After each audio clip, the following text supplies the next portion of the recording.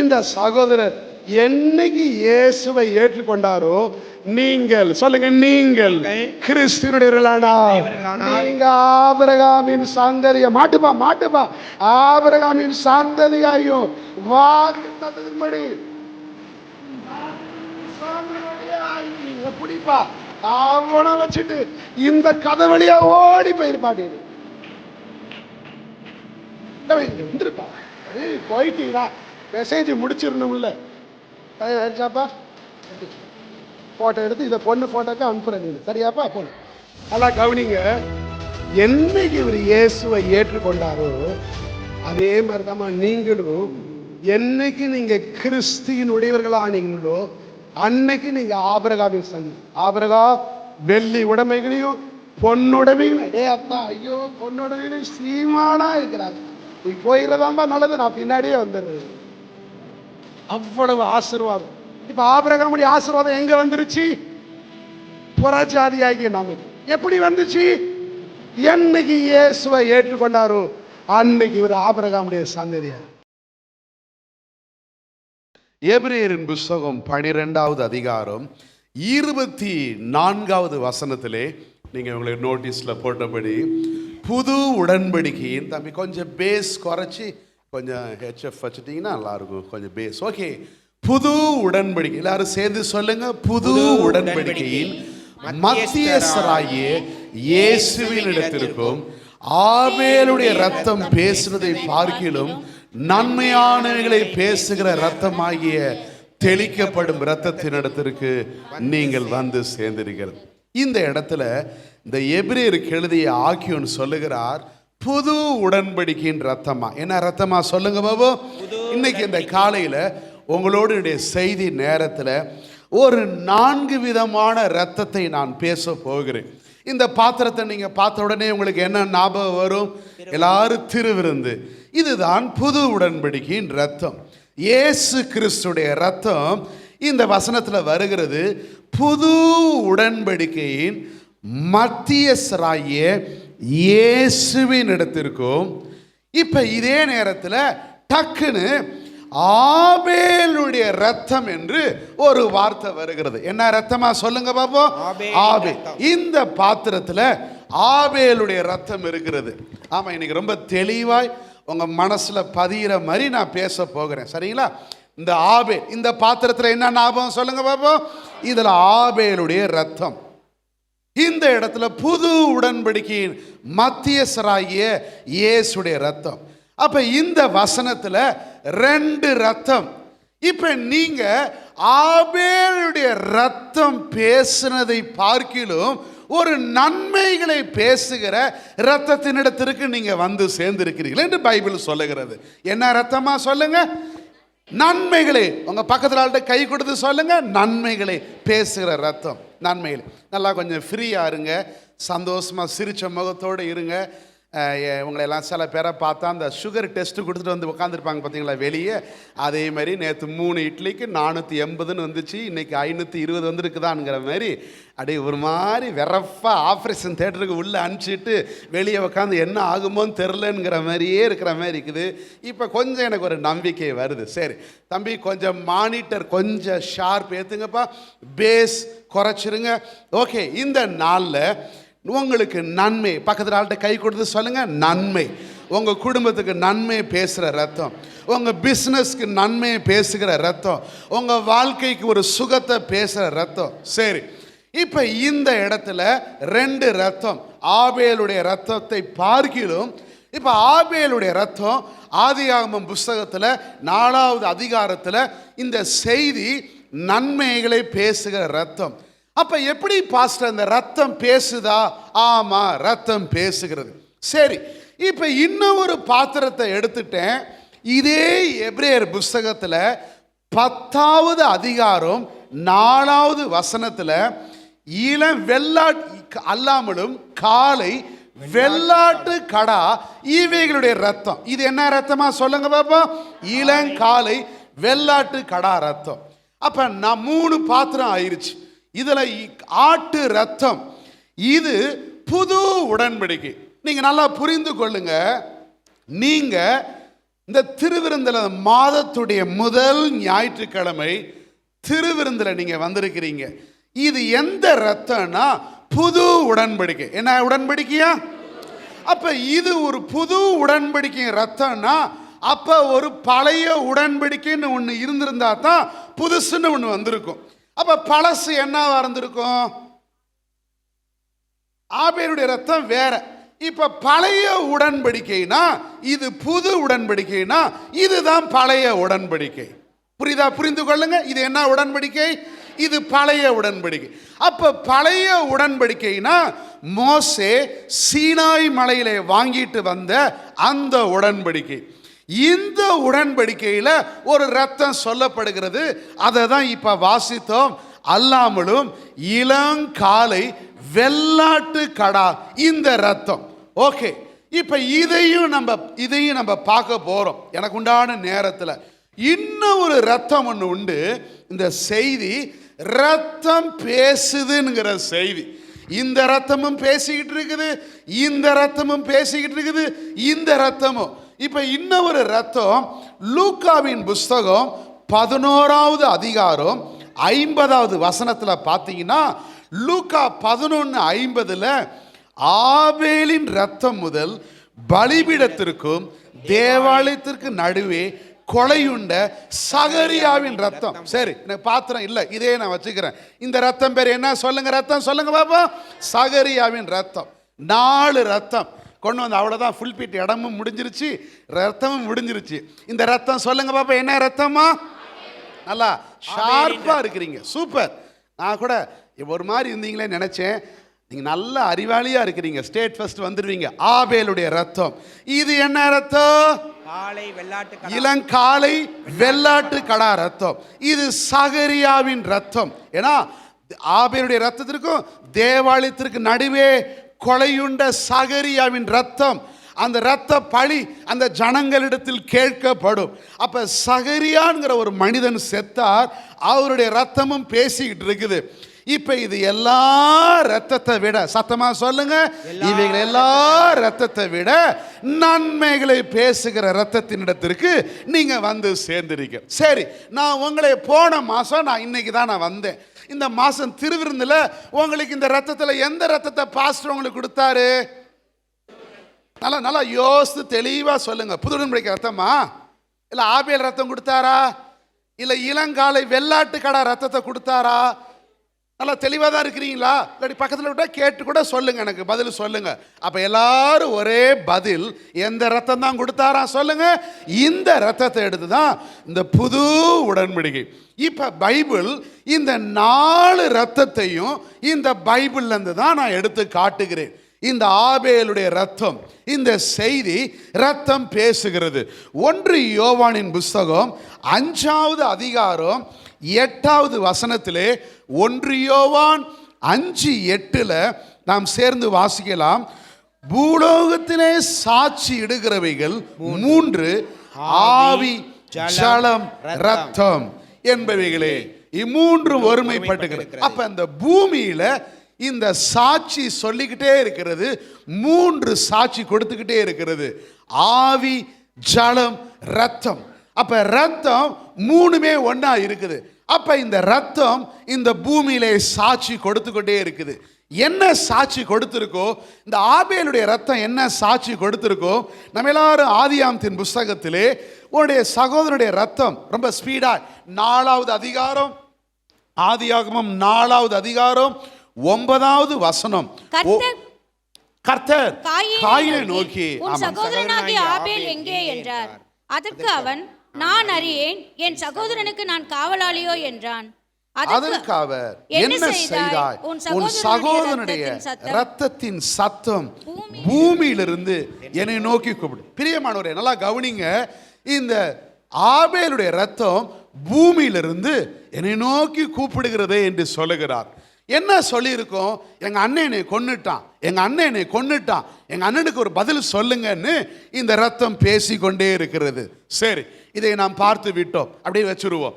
2வது, இந்த ரத்தத்தை எடுத்துட்டீங்கன்னா, இதுதான் யாத்திரையாம் புஸ்தகம் 12வது அதிகாரத்திலே இந்த ஒரு ரத்தம் பழைய உடன்படிக்கையின் ஒரு இரத்தமாக இளம் காளை வெள்ளாட்டு கடா இரத்தத்தை ஆண்டவர் கொடுப்பார்.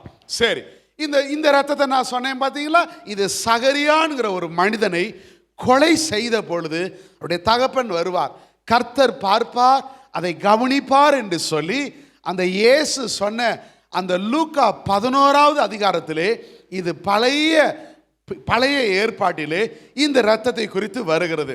நமக்கு நேரத்திலே நான் இதை குறித்து அதிகமாய் சொல்ல இருப்பதனால் இந்த இரத்தமும் சாட்சி கொடுத்துக்கிட்டே இருக்கிறது. நான் இந்த 2 இரத்தத்தை மாத்திரம் உங்களுக்கு முன்பதாக வைக்கிறேன். இந்த செய்தி இரத்தம் பேசுகிறது. இந்த செய்தியுடைய தலைப்பு நமக்கு அந்த இரத்தத்திலே ஒரு நன்மைகளை பேசுகிற இரத்தம் அது உங்களுக்குள்ள எவ்வளவு பேலன்ஸ் செய்கிறது என்பதை நான் இந்த காலை வேளையிலே உங்களுடன் நான் காட்ட விரும்புகிறேன். அப்போ ஆபேலுடைய இரத்தம் பேசிக்கிட்டே இருக்குது. எங்கள் அண்ணன் என்னை கொலை செய்துட்டான், எங்கள் அண்ணன் என்னை நல்ல முறையில் தான் கூட்டிகிட்டு போனான், என்னை கொன்னுட்டான் என்று இரத்தம் பேசுறது. இந்த இரத்தம் இதுதான் யாத்திரையாம் புஸ்தகம் 12வது அதிகாரத்தை நீங்கள் உங்கள் பைபிளை திருப்பி கொள்ளுங்க. இந்த இரத்தம் ஏதோ ஒன்று பேசுது. இதுதான் பழைய உடன்படிக்கையின் வெள்ளாட்டு கடா அந்த இரத்தமாக இருக்கிறது. செம்மறி ஆடாவது வெள்ளாட்டு கடாவது. யாத்திரையாம் புஸ்தகம் 12வது அதிகாரத்தை நம்ம எல்லாரும் திருப்பி கொள்ளலாம். 12வது அதிகாரம் 1வது வசனம். கர்த்தர் எகிப்து தேசத்திலே மோசேயும் ஆரோனையும் நோக்கி, இந்த மாதம் உங்களுக்கு பிரதான மாதமாக இருப்பதாக. நீங்கள் இஸ்ரவேல் சபையார் யாவரையும் நோக்கி, இந்த மாதம் 10ஆம் தேதியிலே வீட்டு தலைவன் வீட்டுக்கு ஒரு ஆட்டுக்குட்டியாக ஒவ்வொருவரும் ஒரு ஆட்டுக்குட்டியை தெரிந்து கொள்ள கடவர்கள்.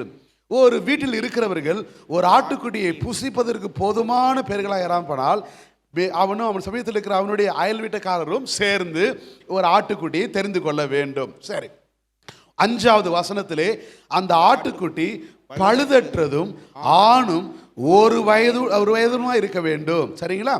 செம்மறியாடாவது வெள்ளாடுகளாவது அதை தெரிந்து கொள்ளலாம். இந்த மாதத்தில் தெரிந்து இப்படி இருக்கணும், அந்த ஆட்டை பரிசோதனை பண்ணணும்னு சொல்லிட்டு 11வது வசனத்திலே அதை புசிக்க வேண்டிய விதமாவது, நீங்கள் உங்கள் அறைகளில் கச்சை கட்டி கொண்டும் உங்கள் கால்களில் பாதரட்சை தொடுத்து கொண்டும் உங்கள் கையில் தடி பிடித்து கொண்டும் அதை தீவிரமாய் புசிக்க கடவீர்கள். அது கர்த்தருடைய பஸ்கா. இது பேர் எல்லாரும் சேர்ந்து சொல்லுங்க பாபா. இது பேரு கர்த்தருடைய பஸ்கா.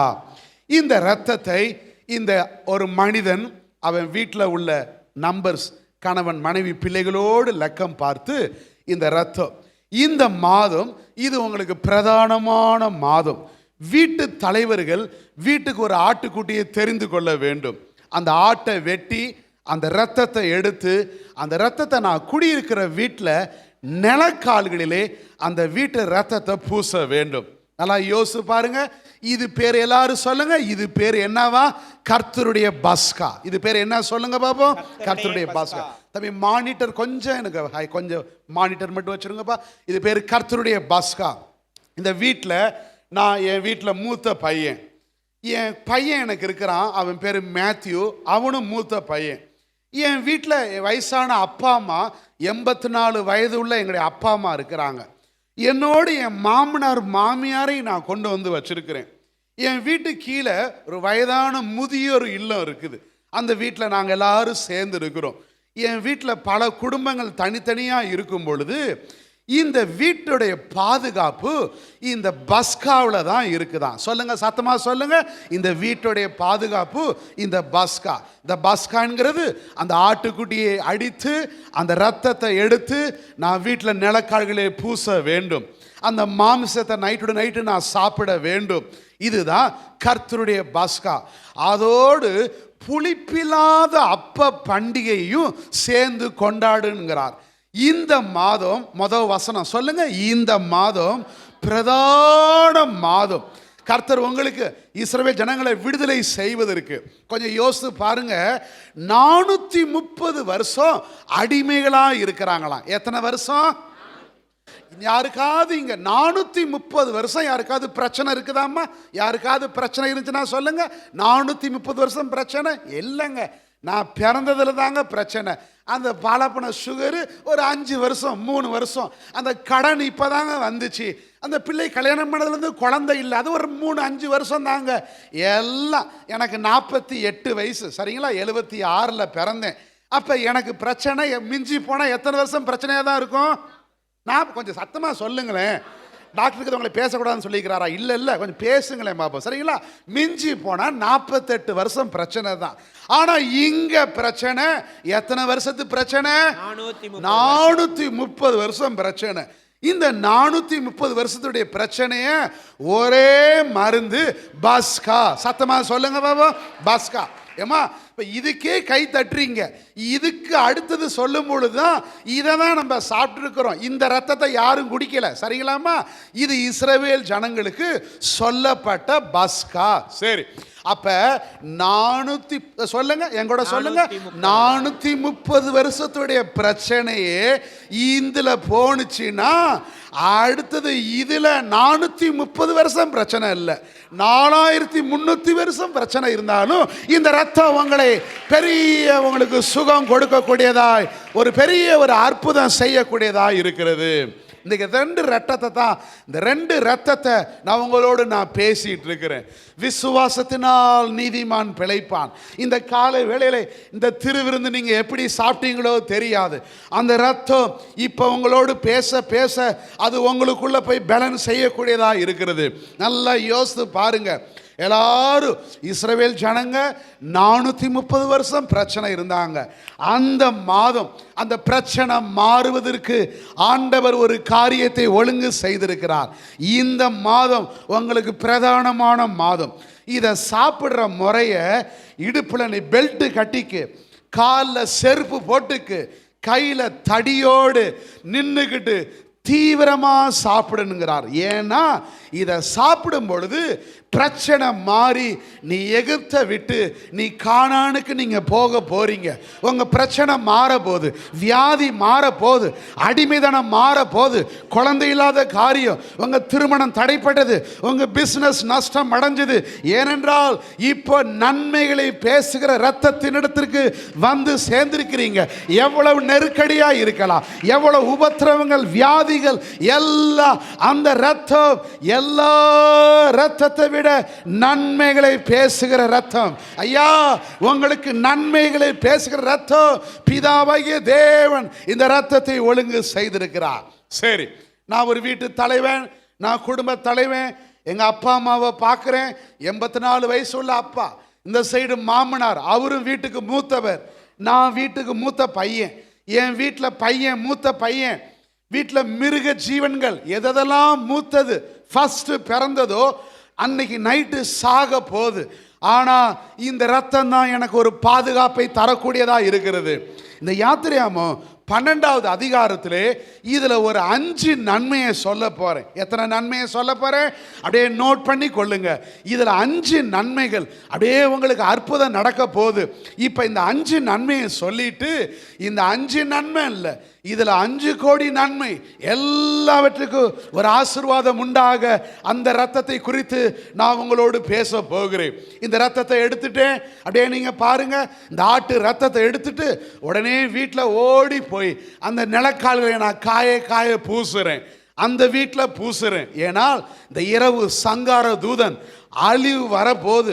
மூத்த பையன் நான் மரணம் வராதபடி, என் பையன் சாகாதபடி, அப்பா வீட்டில் மாமனார் யாரும் மரிக்காதபடி என் வீட்டுக்கு ஒரு ரட்சிப்பு கிடைக்கிறது இந்த ரத்தத்தை. உடனே இந்த ரத்தத்தை நான் காய நான் பூசுகிறேன். என் பிள்ளைங்க கேட்குறாங்க, என்னப்பா எல்லா வீட்லையும் பெயிண்ட் அடிக்கிறாங்க, நம்ம வீட்டில் மட்டும் ரத்தத்தை பூசுறீங்களேன்னு பிள்ளைங்க கேட்குறாங்க. அந்த பிள்ளைகளை பார்த்து சொல்கிறேன், இதுதான் பஸ்கா. பேர் என்ன சொல்லுங்க பாபா? இது கர்த்தருடைய பஸ்காப்பா, கவலைப்படாதீங்க. இதுதான் நமக்கு பாதுகாப்பு உண்டாக்குறது, நமக்கு ரட்சிப்பு கொடுக்கிறது. எப்பா நம்முடைய அடிமைதனம் மாற போதுப்பா. இன்னைக்கு நீ அடிமை, நான் அடிமை, எங்கள் அப்பா அடிமை, என் தாத்தா கொள்ளு தாத்தா எல்லாம் 430 வருஷம் நாங்கள் அடிமைகளாக இருக்கிறோம். கையில் காசு இல்லை, எல்லாம் ஏழ்மை நிலைமை, செங்கல் அறுக்கிற வேலை, சத்துரு எகிப்தினுடைய பார்வோன் அவங்கள போட்டு ஒடுக்கி வைத்திருக்கிறான். நம்ம எல்லாரும் அடிமை.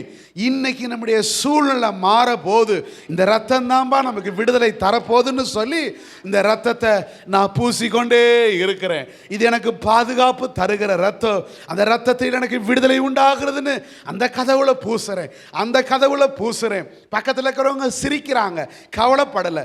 எல்லா வீட்லையும் பெயிண்ட் அடிச்சுட்டு இருக்கிற நேரத்தில் என் வீட்டில் என்ன பூசிக்கிட்டு இருக்கிறேன்? ரத்தத்தை பூசிக்கொண்டு இருக்கிறேன். இந்த பூசிக்கிட்டு இருக்கும் பொழுது எனக்கு என்ன நடக்குதுன்னா, முதல் காரியம் பாருங்க, 5 காரியத்தில் முதல் காரியம் 13வது வசனத்திலே, நீங்கள் இருக்கும் வீடுகளில், எல்லாரும் சத்தமா சொல்லுங்க, நீங்கள் இருக்கும் வீடுகளிலே அந்த ரத்தம் உங்களுக்கு அடையாளமா இருக்கும். அந்த ரத்தத்தை நான் கண்டு உங்களை கடந்து போவேன். நான் எகிப்து தேசத்தை அழிக்கும் போது அழிக்கும் வாதை உங்களுக்குள்ளே வராதிருக்கும். எல்லாரும் சேர்ந்து ஒரு ஆமேன்னு சொல்லுங்க பாபு. அப்படியே அழிச்சிட்டு இருக்கிற நேரத்தில் எந்த வீட்டில் அந்த ரத்தம் பூசப்பட்டதோ அந்த வீட்டில் வாதை வராதிருக்கும். அப்படியே பக்கத்திற்கால கை கொடுத்து சொல்லுங்க, வாதை வாதை. அருமையான பாஸ்டர் பாலு பாஸ்டர் ஜெபம் பண்ணினார். இந்த குரங்கு அம்மை 30% பாதிப்பு உண்டாகும். கொரோனா கூட 7% ஒரு பெரிய ஒரு திகில் போல உலகம் முழுவதும் பிரச்சனை வியாதியை நோக்கி வந்து கொண்டிருக்கலாம். நீங்க சொல்ல வேண்டிய காரியம், இந்த அழிக்கும் வாதை எகிப்து தேசம் முழுவதும், சொல்லுங்க, எகிப்து தேசம் முழுவதும் நான் கடந்து போகும் பொழுது, எல்லா வீட்டில் வாதை வரும் பொழுது அந்த வாதை உங்களுக்குள்ளே வராதிருக்கும். அதுக்கு முந்தின வசனத்தை 12 பாருங்க. அந்த ராத்திரியிலே நான் எகிப்து தேசம் எங்கும் கடந்து போய் எகிப்து தேசத்தில் உள்ள மனிதர்கள் முதல் மிருக ஜீவன்கள் மட்டும் முதற் பேராய் இருக்கிறவைகள் எல்லாம் அதம் பண்ணி எகிப்தின் தேவர்கள் மேல் நீதியை செலுத்துவேன், நானே கர்த்தர். அப்ப முதல் பேராய் இருக்கிறவங்களெல்லாம் அழிச்சிட்டு இருக்கிற நேரத்தில் எந்த வீட்டில் அந்த ரத்தம் பூசப்பட்டதோ அழிக்கும் வாதை வராதிருக்கும் என்று ஒரு நன்மையை நான் சொல்லுகிறேன். நம்பர் 2, 2வது காரியம் என்ன பாஸ்டர்னு பார்க்கும் பொழுது எல்லாரும் சேர்ந்து 27வது வசனத்தை வாசிக்கலாமா? 27, இது கர்த்தருடைய பஸ்காவாகிய பலி. அவர் எகிப்தியரை அதம் பண்ணி நம்முடைய வீடுகளை தப்ப பண்ணினார். ஒரு ஆமேன்னு சொல்லுங்க பாபு. இந்த வீட்டை, எல்லா வீடுகளும் அழிந்துட்டு இருக்கிற நேரத்தில் நம்முடைய வீட்டை, எல்லாரும் சொல்லுங்க, நம்முடைய வீட்டை, நம்முடைய குடும்பத்தை அவர் தப்ப பண்ணுகிறவராயிருக்கிறார். திரும்பி பக்கத்துல கை கொடுத்து சொல்லுங்க, உங்க வீட்டை அவர் தப்ப பண்ணுகிறவராயிருக்கிறார். உங்க வீட்டுக்கு ஒரு பாதுகாப்பு, உங்க குடும்பம். இப்ப பாட்டு பாடணுமல்லவா, நானும் என் வீடும் என் குடும்பமும் அழியாதபடி அந்த கற்பத்தின் உற்பத்தியான முதல் உங்களை ஏந்தி சுமக்கிறவர். ஐயா, என் வீடு முடிஞ்சிருச்சா, என் வீடு அழிஞ்சிருமா, கோர்ட்டு கேஸ்ல, ஐயா இந்த கால வேளையிலே 430 வருஷத்துடைய பிரச்சனை இந்த ரத்தத்தில் மாறுதுன்னா, இந்த கால வேளையிலே உங்களுக்கு அடுத்தது நன்மையை பேசுறதோ உங்க வீடு உங்க குடும்பம் மாத்திரமல்லங்க, உங்க தலைமுறைக்கும் அந்த ரத்தம் போதுமானதா இருக்கிறது. அந்த ரத்தத்தை கண்டு நான் பூசிக்கிட்டே இருக்கிறேன். இன்னைக்கு நைட்டு என் வீட்டை தப்ப பண்ணுகிறவர் என்று சொல்லி. நம்பர் 3வது காரியம், அப்படியே வாசிங்க, 35வது வசனத்திலே மோசே சொல்லி இருந்தபடி இஸ்ரவேல் ஜனங்கள் எகிப்தியரிடத்தில் வெள்ளி உடைமைகளையும் பொன்னுடைமைகளையும் வஸ்திரங்களையும் கேட்டார்கள். கர்த்தர் ஜனங்களின் எகிப்தியரின் கண்களில் தயவு கிடைக்கும்படி செய்ததினால் கேட்டதை அவர்கள் கொடுத்தார்கள். இவ்விதமாய் அவர்கள் எகிப்தியரை கொள்ளையிட்டார்கள். நல்லா கேளுங்க. 3வது காரியம், அவர்கள் வெள்ளி உடைமைகளையும் பொன் உடைமைகள், என்ன உடைமையா, நல்லா கவனித்துக் கொள்ளுங்க. இந்த ரத்தம் 3வது, நான் ஏழைங்க, நான் செங்கல் அறுக்கிற வேலை, நான் ஒரு அடிமை, என்கிட்ட ஏடிஎம் கார்டோ எந்த கார்டுமே கிடையாது, ஆதார் கார்டோ விசிட்டிங் கார்டோ ஒன்றுமே இல்லை.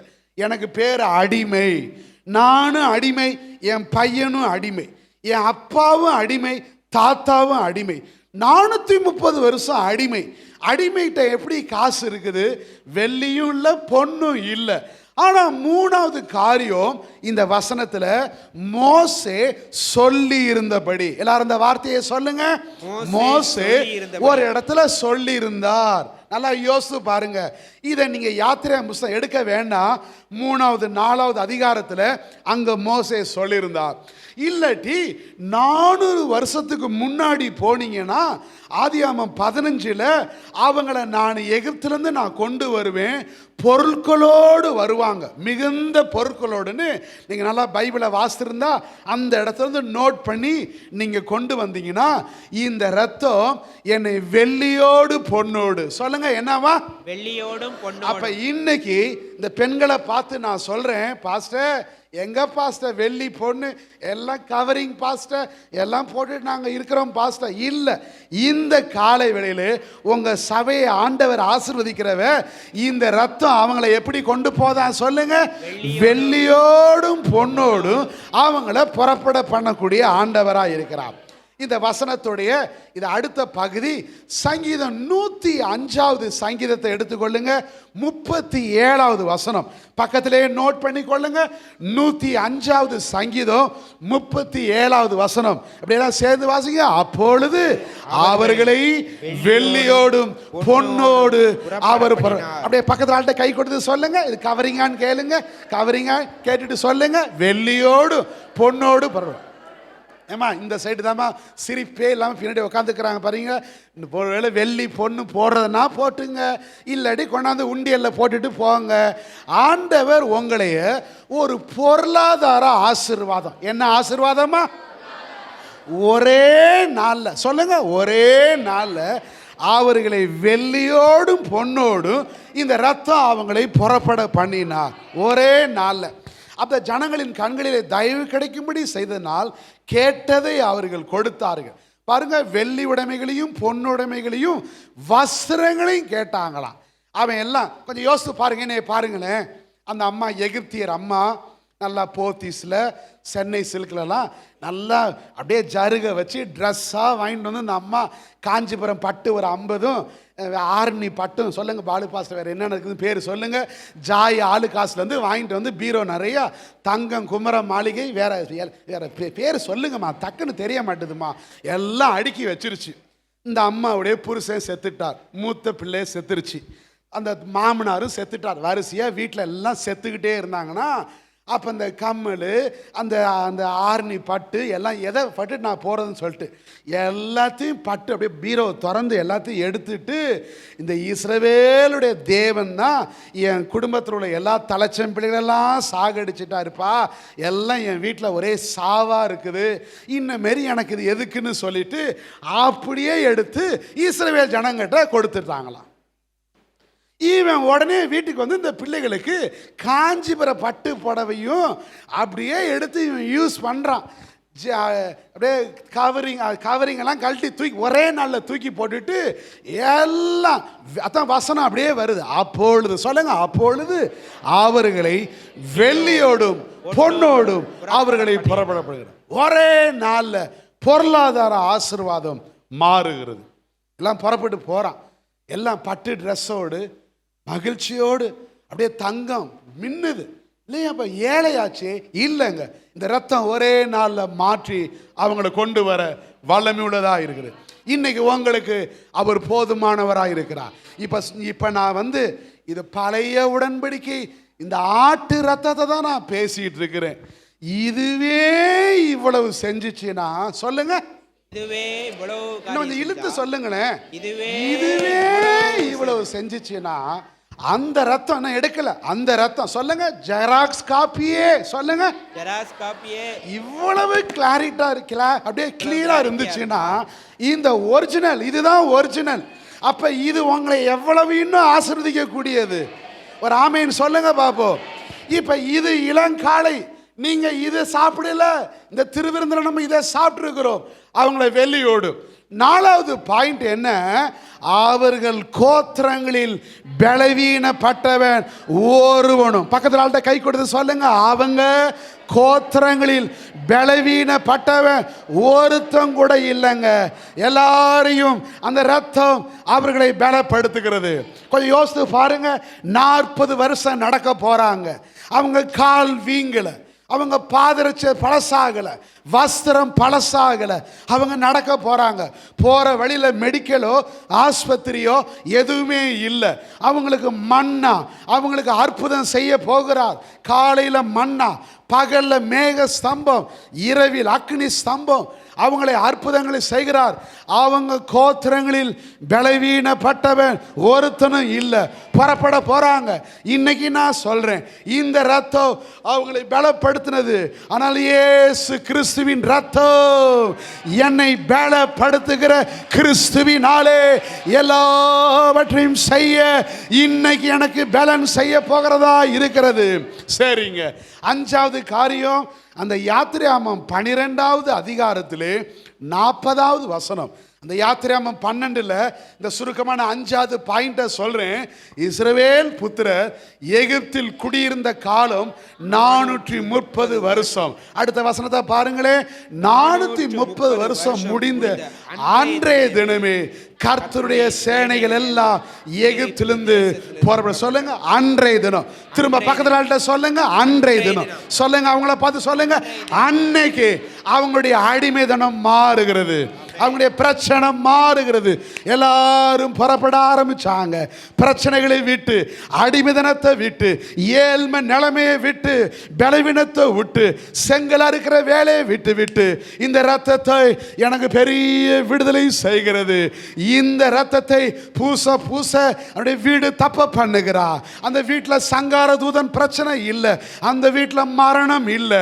அவங்களை புறப்பட பண்ணுகிற இந்த ரத்தத்தின் பேர் என்ன? சொல்லுங்க, பஸ்கா.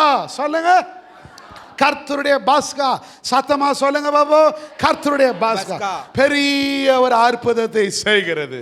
சரிங்க, இது பேரு பாஸ்கா. அப்ப இது பேரு என்னவா இருக்கும்? பாத்திரத்தை நான் மாத்திட்டேன். இது பேரு என்ன? புது உடன்படிக்கை. இன்னும் கொஞ்சம் நீங்க சொல்லுங்க, இது பேரு என்னன்னா 1 கொரிந்தியர் 5வது அதிகாரம் 7வது வசனம்.